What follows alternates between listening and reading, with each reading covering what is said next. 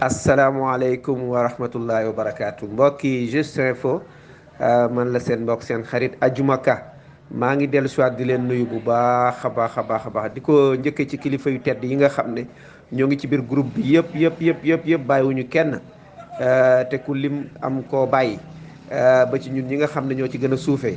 ginnaaw loolu ñoo ngi dalalaat kenn ci kilifa yu tedd yi muy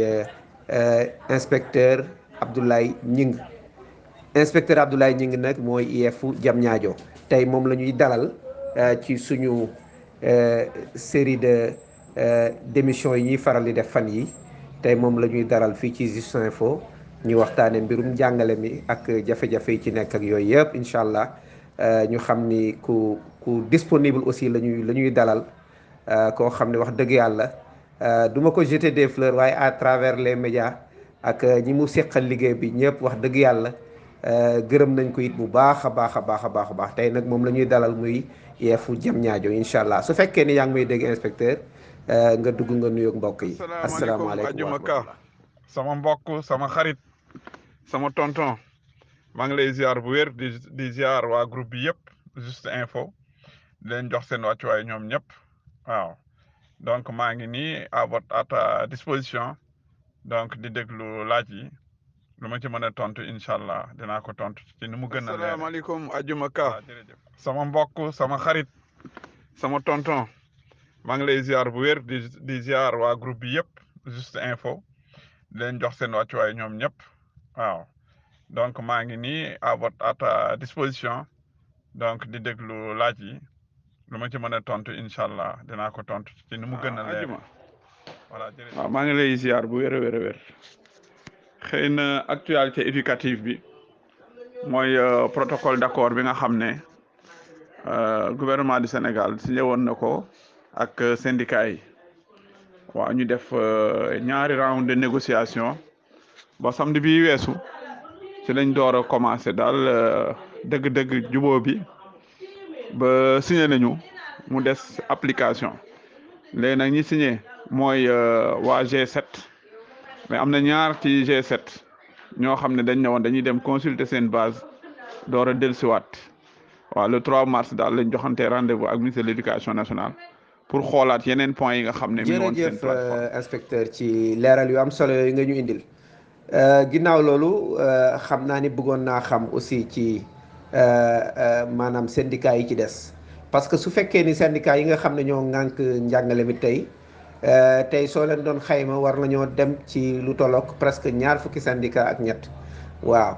donc mais G7 rek laa dégg nga wax bon syndicat yi ci des nag moom maanaam ñoom bokkuñu woon ci revendication yi wala G7 rek moom moo gàddu woon combat bi yëpp. c'est que léeg-léeg disons que enseignants yi sax yenn information yi dañ koy xaw a manqué ndax dafay baax ñu wax leen yan type de syndicat moo am ak syndicat yooyu yan ordre d'enseignement ñoo ci bokk xam nga dafa am lu ñuy wax syndicat unique boo ko déggee mën na jël jàngalekat yépp li ko dalee préscolaire ba université c'est le cas par exemple du SUDES syndicat unique et démocratique des enseignants du Sénégal am syndicat yoo xam ne c'est des syndicats sectoriels nga xam ne ñoom dañuy jël yi mën nañ cee jël lu mel ne SNEL nga xam ne c'est le syndicat national des enseignants de l'élémentaire voilà ñoom ñiy jàngale élémentaire la ñu jël mais depuis bi nga xam ne formation polyvalent le préscolaire élémentaire la ñuy formé ndoo CRFPE ñoom préscolaire élémentaire lu ñu jël nga jël lu mel ne SAEMS ak CUSEMS nga xam ne ñoom ay syndicat moyen secondaire lañu professeurs yi jàngale collège ak ñi jàngale lycée ñoo ci syndicat yi dañu waxoon ne daal dañu bëgg ñu def li ñuy wax élection de représentativité ñu xool poids syndicat bu nekk ndax bu ñu wootee négociation yaa ngi wax ñaar fukki syndicat ak ñett mais Sénégal li fi nekk ci syndicat kenn xamul nu mu toll bari nañu lool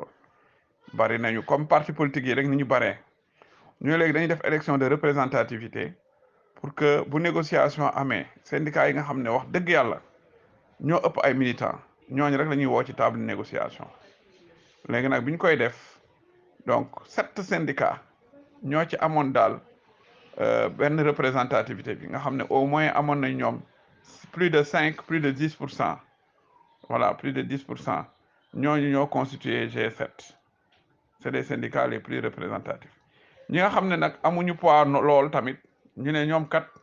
bala ñu leen a fàtte tege leen ne leen a tege ñoom it ils vont se réunir ci la 20 syndicats yoo xam ne ils ne sont pas si représentatifs constituer le G20 donc le G7 c'est le groupe des 7 syndicats les plus représentatifs et le G20 c'est les syndicats les moins représentatifs. Grève bi waa G20 dañuy am seen mot d'ordre ñoom grève nañu waa G7 dañuy am seen mot d'ordre ñoom it grève nañu waa CUSEMS ak waa SAEMS tamit ñoo àndoon ñoom it dañ doon am seen mot d'ordre voilà ci biir semaine bi léeg-léeg mu am débrayage benn jour ñaari jour wala mu am débrayage suivi de 2 jours de grève et cetera ba finalement nit ñi il se retrouvait plus voilà léeg-léeg jour yi ñuy grève coïncider léeg-léeg duñu inspecteur ci leeral yu am solo yooyu bon xam naa ne ginnaaw syndicat yi xam naa ne ñu dellu siwaat tuuti ci njàngum xale yi ban avenir tey nga gis tey ci njàngum xale yi parce que grève yi bari na su enseignants yi grèvewul élèves yaa ngi grève léegi ban xale yi tey lan mooy seen avenir dëgg. il est bien heureux que actuellement nii cadre yi nekk ci réew mi yëpp koo ci dégg mu wax danaan man ci école publique lañ ma formé waaw xam nga ne maa ngi yow ñoo jàngandoo te jamono yi ñuy jàng li wër R100 yëpp sax amul école privée donc école élémentaire publique moo fa nekkoon fa lañ dugg jàng suñu cycle lépp public lañ ko defee mosuñoo jàngee privé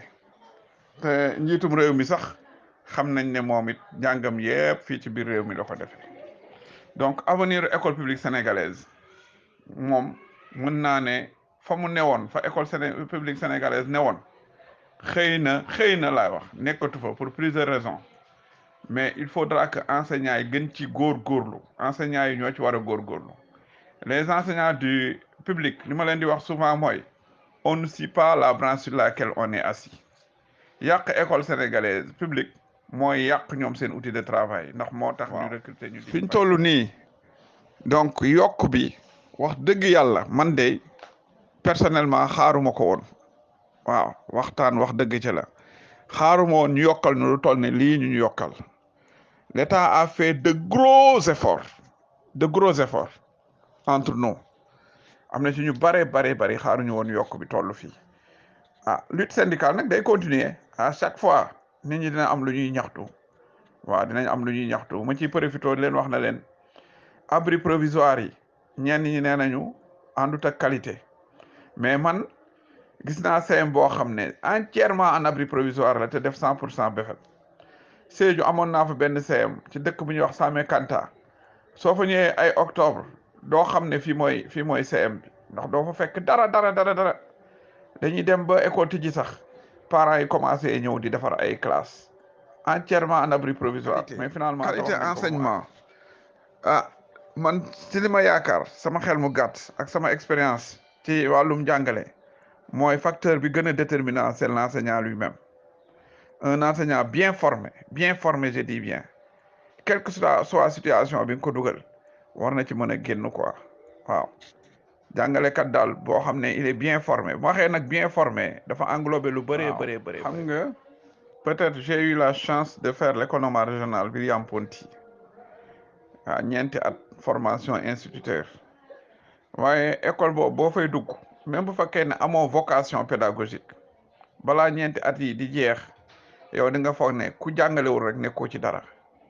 waaw jàngalekat il faut mu gëm boppam xam ne moom métier bi mu yor métier bu noble la xam ne moom lu war ñeneen ñi waru ko jàngalekat lu war ñeneen ñi waru ko ñun dañoo am statut boo xam ne mayu ñu ñuy dugg ci lu ñu neex di def lu ñu neex di wane yenn yoo xam ne daal wax dëgg yàlla du jikko yoo xam ne jikko yu naw la jàngalekat il n'est pas n'importe qui waaw et souvent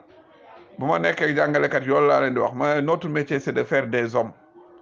waaw su fekkoon ne am na usine boo xam ne day defar citoyen bu baax ku nangoo liggéey ku bëgg réewam usine boobu école la quoi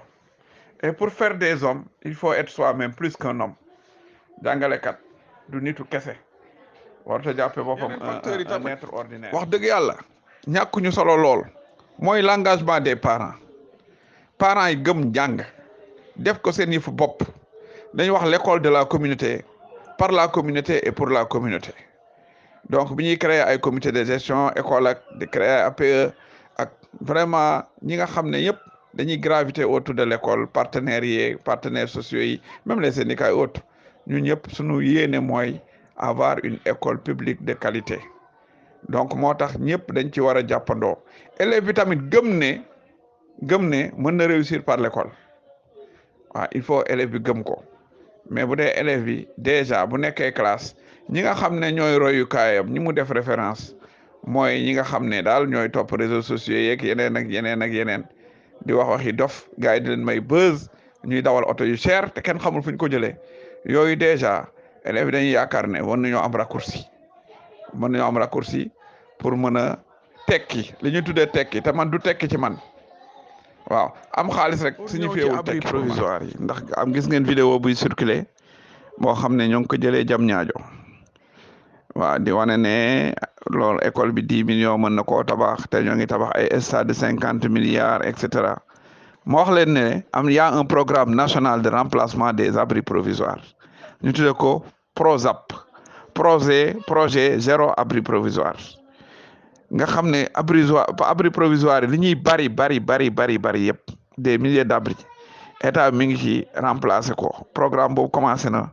te octobre bi rek taux d'exécution bi mi ngi woon ci 17% te teewul mën naa ne abri yu bëree résorbé nañ ko te li des ci xaalis bi bëri na lool pour régler yeneen yi donc ki nga xam ne mooy coordinateur bi sax déjà sunu mbokk Thiessois la moo nekk ministère de l'éducation nationale nekk coordinateur projet zéro abri provisoire yi ndax am gis ngeen vidéo buy circulé boo xam ne ñoo ngi ko jëlee jam ñaajo waaw di wane ne loolu école bi 10 millions mën na koo tabax te ñoo ngi tabax ay stade de 50 milliards et cetera moo wax leen ne y a un programme national de remplacement des abris provisoires ñu tuddee ko PROSAP projet zéro abri provisoire nga xam ne abri provisoire li ñuy bari yëpp des milliers d'abris état mi ngi ci remplacer ko programme boobu commencé na te octobre bi rek taux d'exécution bi mi ngi woon ci 17% te teewul mën naa ne abri yu bëri résorbé nañ ko te li des ci xaalis bi bëri na lool pour régler yeneen yi donc ki nga xam ne mooy coordinateur bi sax déjà sunu mbokk Thiessois la moo nekk ministère de l'éducation nationale nekk coordinateur projet zéro abri provisoire pour ñëwaat ci loolu parce que nit ñi dañoo yaakaar ne boo nekkee ci abri rek doo def résultat certes condition de travail tamit am na solo lool ak effectif yi waaw classe boo xam ne effectif dafa bëri loolu mën na tax résultat yi tamit du demee noonu mais tout dépend de la formation de l'enseignant et de son engagement parce que dañuy jàng pédagogie des grands groupes boo demee ci classe yu bëri gars yi dañ ko fay appliquer donc nga xam ne classe bi lu mu bari mën ngay def travail de groupe am de petits groupes mën a def suivi individuel sax donc mën a def organiser ay remédiation et tout ça loolu yëpp mi ngi ci biir formation bi waaw bu dee classe à 2 cours la li ñuy wax multigrade tamit loolu day am saa gis benn classe boo xam dañ fay boole ñaari classe ci biir benn salle de classe la ñu boole ci ñaari cours par exemple CI ak CP yooyu tamit enseignants yi ñoo ngi koy gérer di ci am ndam donc tout dépend de la formation rek formation initiale formation continue bi ak accompagnement inspecteurs yi donc ak engagement enseignant bi ak disons engagement parents d'élèves yi ak élèves yi yooyu facteurs yëpp bu dajaloo. jërëjëf inspecteur Abdoulaye ñu ngi ci leeral yu am solo yooyu bëggoon naa aussi nga ñëwal ñi ci grève yi aussi ban impact la am ci quantum horaire yi. ajuma formation naka jekk danaan am ci ay ñetti façon anam maanaam ñetti anam yoo xam ne dafa wuute Sénégal bu njëkk laa wax de ndax dafa amoon recrutement niveau BFM ñooñu doon génne CFPP am recrutement niveau bac ñuy génne fi ñuy waxee CFPS am recrutement boo xam ne niveau BFM la woon certes mooy économie régionale mais am na ñoo xam bañ fa daan agsi dañuy am seen première partie bac ñii am seen bac sax door fa ñëw jamonoy première partie bac la woon donc pour dire que école de formation yi du woon benn mais école normale wax dëgg yàlla ah du li ma fa génne de mais xam naa ne daal formation bu gudd bi amoon na ci njariñ lool léegi nag CRFPE moo am centre régional de formation des personnels de l'éducation mais niveau de recrutement bi bac la donc ñëpp ku fay dugg rek daanaka di nga am bac am ñoo xam dañuy ñëwaale seen master 1 ñi ñëwaale licence ñii sax mën nañu romb sax master 1 waaw ñi minimum daal bac lañ fay duggee donc niveau de recrutement bi baax na donc dañ koy méngaleeg dañ doon tuddee CFPS rek nga xam ne fii l'accent dañ koy mettre ci formation pédagogique bi ngeen jéggal ma kat ci saqat yeeg yooyu donc loolu moo ci ne le concours est sélectif léegi ñi koy def étudiants yi koy def ak ñi nga xam dañu nekk terminal donc niveau bi dina baax ndax wax dëgg yàlla candidats yi dañuy bari lool te dafa am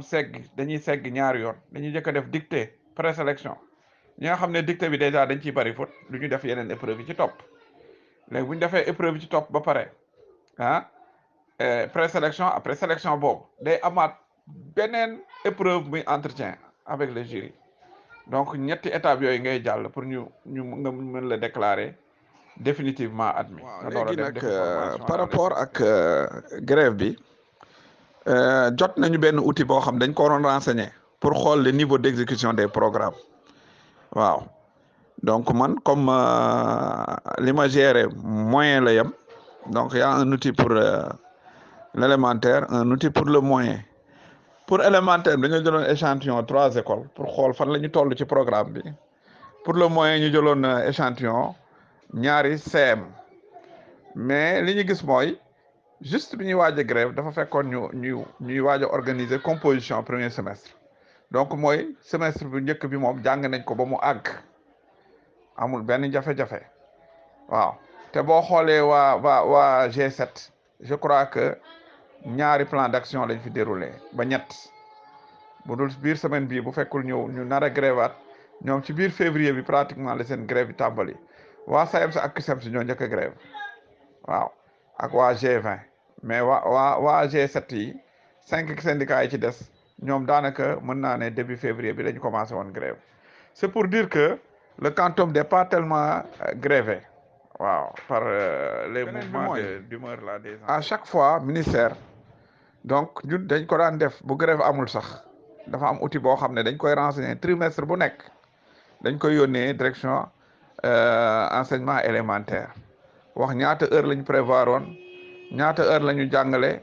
xool écart bi yenn saa écart bi sax mën na positif mën nañoo jàngale plus d'heures que li ñu prévoir voilà c'est dire que donc pour le moment il y a pas péril en la demeure et je pense que bu lépp stable du ñàkk sax ñu reculer waat examen yi de quelques semaines pour permettre aux enfants jërëjëf inspecteur Abdoulaye Gningue IEF bu Diamniadio ci leeral yu am solo yooyu bëggoon naa xam aussi système éducatif sénégalais yan défi ñoom ñoo nekk ci kanamam fii may wax ak yow fii ñuy wax am na lu ma ci jot a junj mooy fexe ba wax dëgg yàlla sunu structures yi accueillantes sunu écoles yi waaw fexe ba abri provisoire dañ fi état bi def na ci ay milliards yu bëree waaw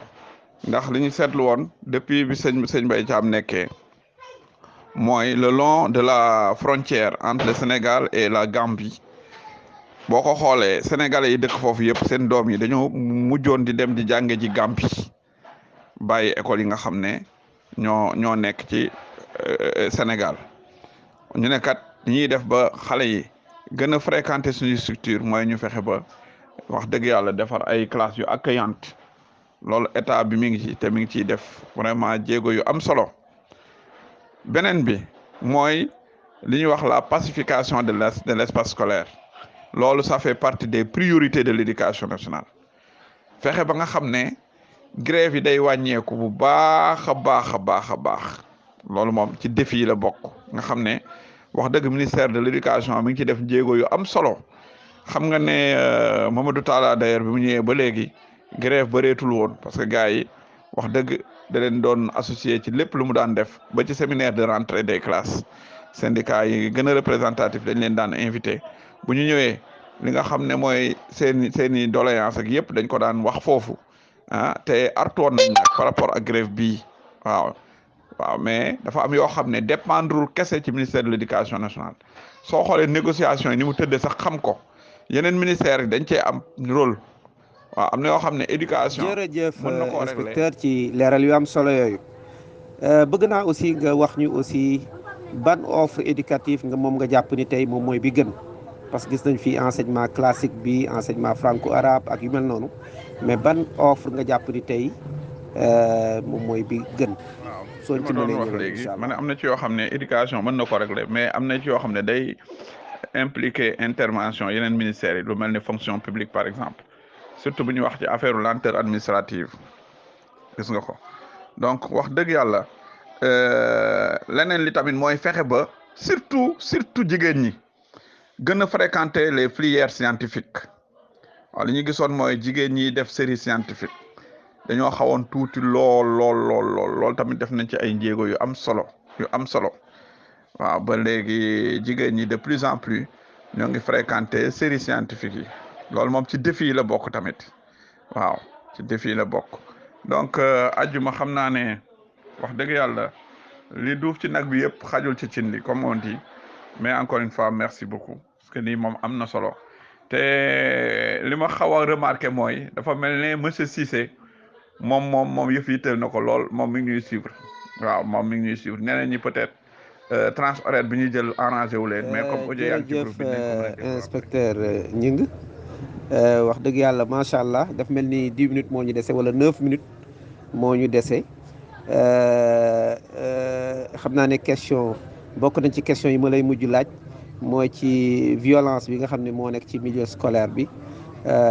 yan saafara aussi ngeen ci indi parce que loolu moom vraiment dégg nañ ko lu bari ci at yi wala ñaari at ajuma xam nga état moom souvent li ñuy wax ni jaamu soxla askan wi moo ko tax a jóg waaw jaamu soxla askan wi moo tax a jóg état ba tax na l'offre éducative doit toujours répondre à la demande en matière d'éducation et de formation waaw li nga xam ne moo gënal parents yi loolu lañ leen di defal man bi ma lay wax nii ne la CM franco-arabe amoon naa yéene def ko Sédhiou parce que dañu amoon ay école franco-arabe yu bari yu nekkoon surtout ci àll bi léegi bi élèves yooyu amee entrée en sixième ñu naan fan lañ leen di dugal parce que bëgguñu woon dugal leen ci sixième classique yi loolu amul sens il faut mu am continuité pédagogique ci la amoon yéene tabax collège mais comme ñoom bëriwuñu woon à peine benn classe lañ doon war a mat ma daal di leen loger ci benn CM bu nekk biir Sédhiou fa la élèves yi defee sixième te normalement atum ren peut-être war nañoo mën a def troisième je crois waaw atum ren war nañoo def troisième parce que année scolaire je crois 2017 2018 ci lañ doon def sixième tu vois léegi nag comme li ma waxoon léegi rek li ci am mooy parents yi ñun jaamu seen soxla fa la ñu ne fa la ñu teg suñu tànk waaw kuy def demande de création d'école boo nee tel type d'école laa bëgg moo xam classique la moo xam franco-arabe la bu soobee yàlla dinañ ko defal violence moom dafa bëri ay forme violence dafa bëri ay forme te dañuy foog ne élèves yi rek ñooy nekk victime de violence mais ñi nekk école yëpp daanaka parfois mu am ay violence yoo xam dañ koy exercer ci seen i